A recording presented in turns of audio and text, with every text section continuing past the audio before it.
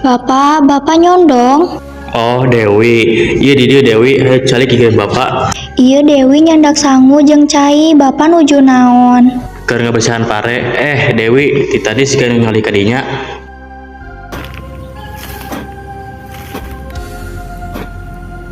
Bapak, eta saha pameget anu keur didamel di sawah gigireun?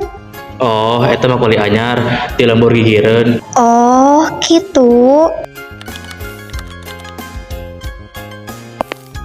Punten Bapak teu aya? Teu aya teh sigana mulih heula ka bumi. Oh, Abi Dewi putrina. Oh, abdi Raka salam kenal teh. Dewi salaresna abdi tos rami resep ka teteh. Naha, saleresna Abi oge kitu. Dewi, naon ieu? Saha ieu lalaki? Punten Pak, abdi nyaah ka Dewi. Teu bisa. Derajat keluarga urang mah jauh pisan jeung didinya. Dewi, kumaha lamun jodohkeun jeung juragan lele? Teu kersa Bu, lamun dipaksa Dewi leuwih hade nikah sirih. Mun kitu, Bapak masih tilu syarat ka eta lalaki.